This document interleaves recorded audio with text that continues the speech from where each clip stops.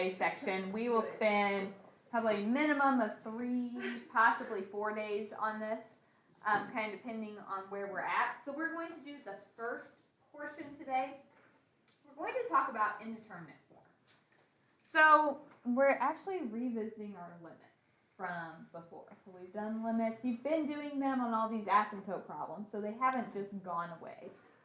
But if I asked you to find the limit of this, natural log of x over x minus 1.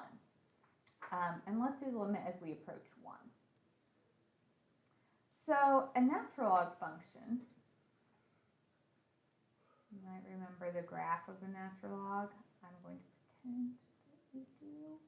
So it's something like this. It has a vertical asymptote at 0.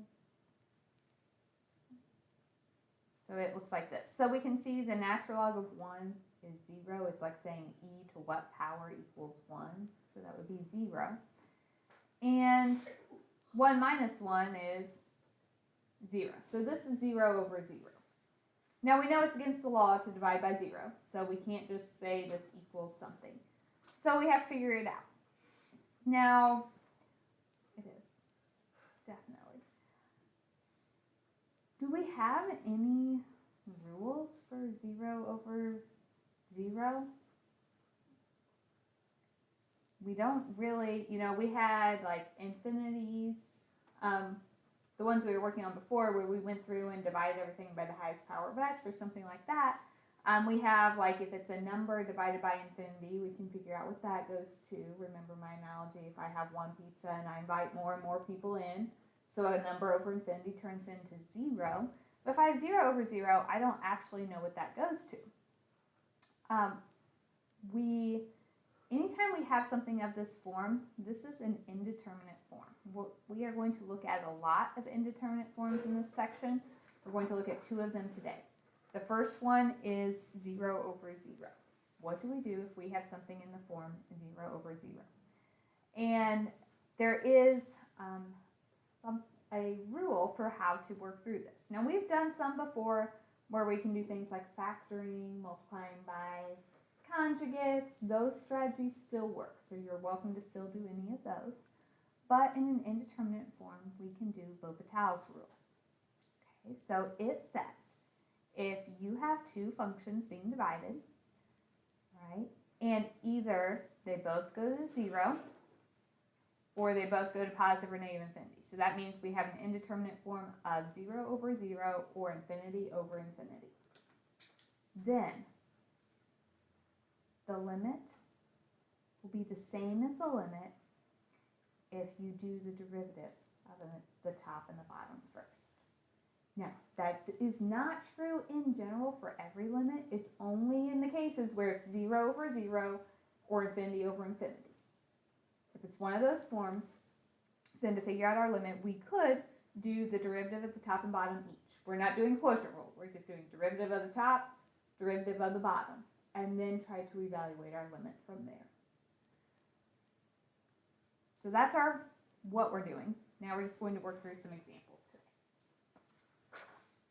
First thing you have to check, your homework, some of the limits are not indeterminate forms, so you can't just assume that you have to do this.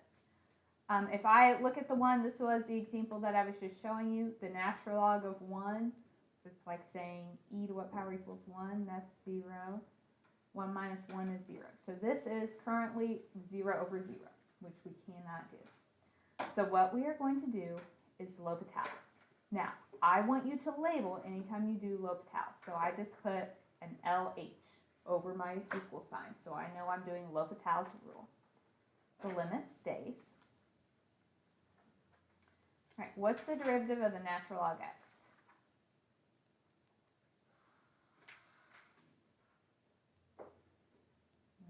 E to the x. Yeah. It doesn't have an e in it. This was the last day before Christmas. Yeah, I remember that. It just went over the argument.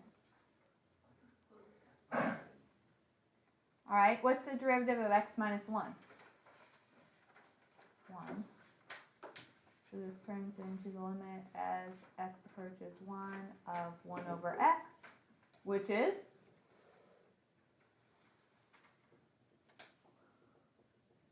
ln x.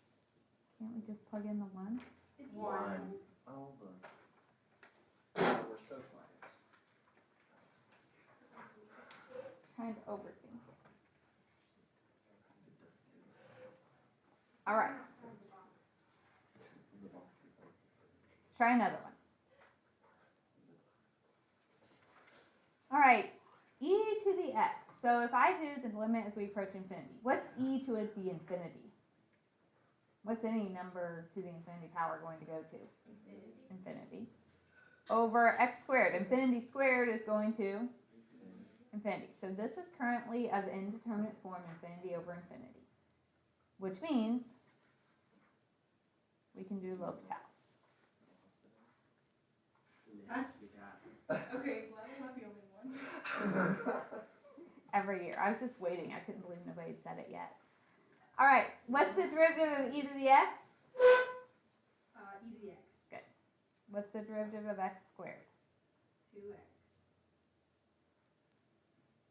Okay. What's the top? E to the infinity is 2 over infinity. All right. This is still infinity over infinity. So what do you think we should do? Probably multiply by like 1 over x. We could try those kinds of Let's strategies. not do that then if that's not the answer. Well, I don't know that it's overly going to help us here. But it's still an indeterminate form, right? So we could do L'Hopital's again. You can do it more than once.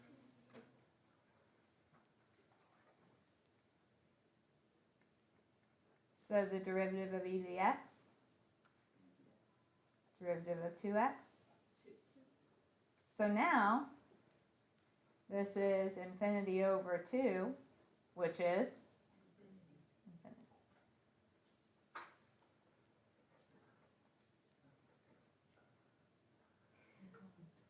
So far, so good?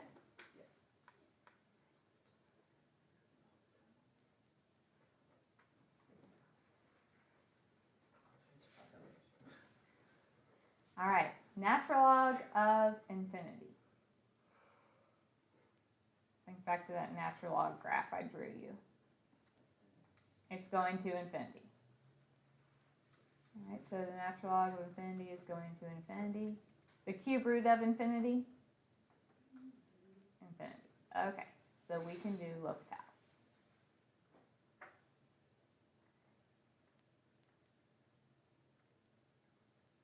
Derivative of a natural log over a cube root. That's like x to the 1/3. So the 1/3 x to the negative 2/3. I would strongly recommend trying to clean this up so we don't have anything more difficult than what it needs to be. So the top is 1 over x. The bottom is 1 over 3x to the 2/3. What should you do if you're dividing fractions?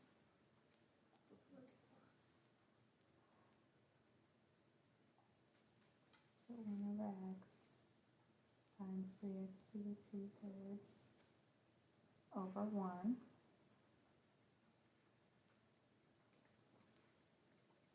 Alright, if x's are on top and bottom, we can subtract their exponents. There's more on the bottom. 1 minus 2/3 is 1/3. So what's this?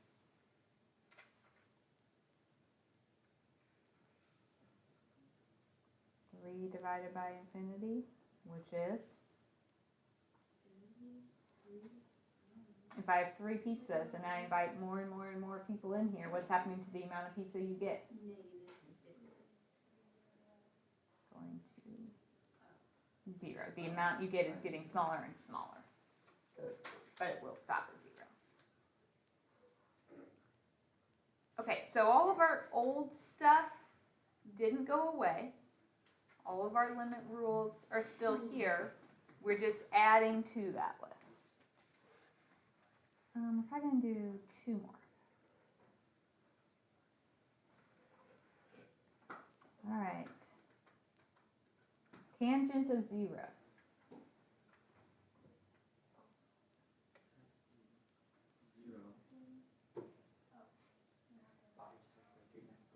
minus 0, over. 0. So it's currently 0 over 0. So that's an indeterminate form. So L'Hopital's.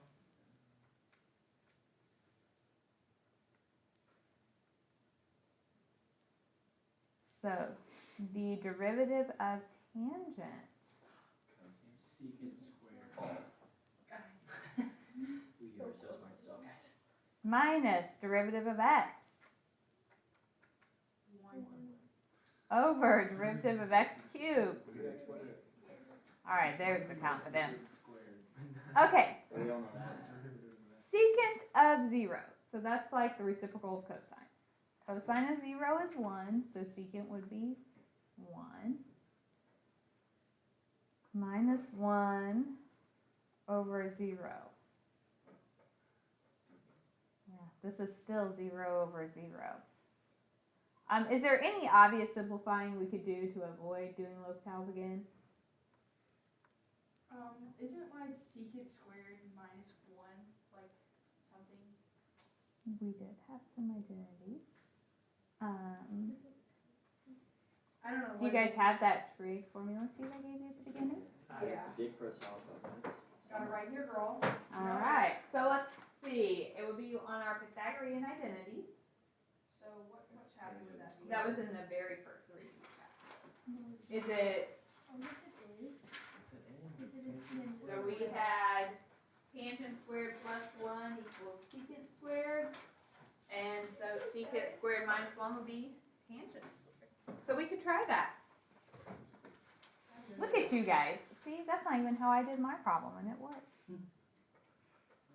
Recognizing your identities. I'm proud of you. The brief memory of it should be.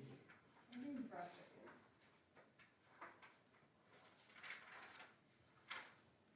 Okay. What's the derivative of tangent? Okay.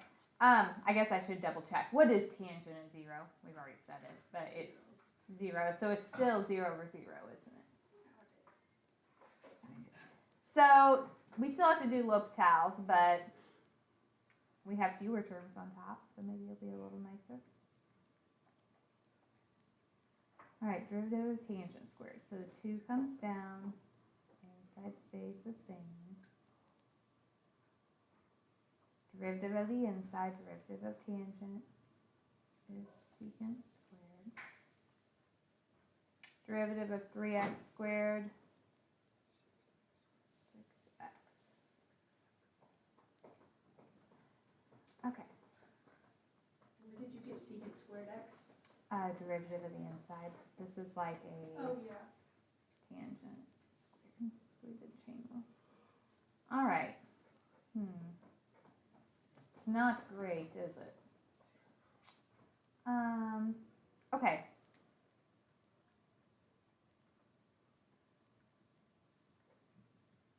Can I do some fun stuff?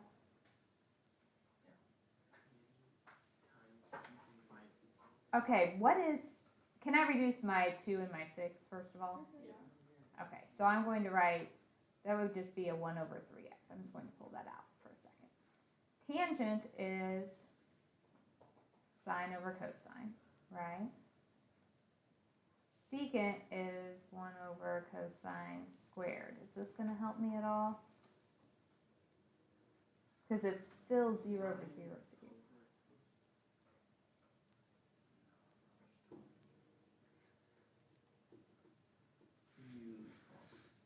I feel like it's that one thing. You know when we did that one time when it was like When we did that one thing. huh? Yes, Yes, we break it all apart. look at you guys. And like, I'm so proud of you. okay, you just said what I was thinking. So like, I was Don't there. take Yeah, credit. okay. You started it. Okay. I literally started it. Remember we had a rule, the limit as x approaches 0 of sine x over x?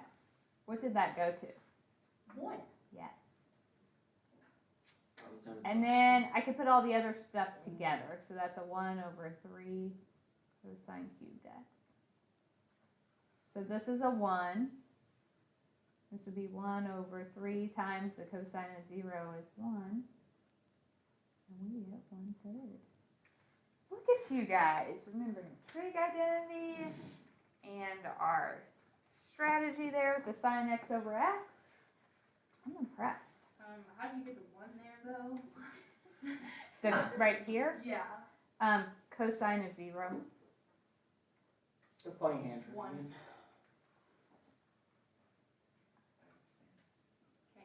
Last problem, I promise this one's shorter. Alright, the sine of pi. So like pi is here, right? It's a point -1, 0. Sine is the y, so sine of pi is over 1 minus cosine of 0, or cosine of pi is -1. Do I need L'Hopital's? No, this is 0 divided by 2, which is 0. Don't assume you're going to use L'Hopital's for anything. Okay, we still have all of our others. I'm confused how pi is that. Unit circle, Oh, yeah, that or one. 180 degrees. If you need to know, turn your head 90 degrees back. Look up. No, but I was so confused. I was like, pi is literally 3.14. It is directly above Pi day is coming up. 3.1419. It This is pi followed by. Yeah. Good thing everyone's just stupid big fat geeks. Odd.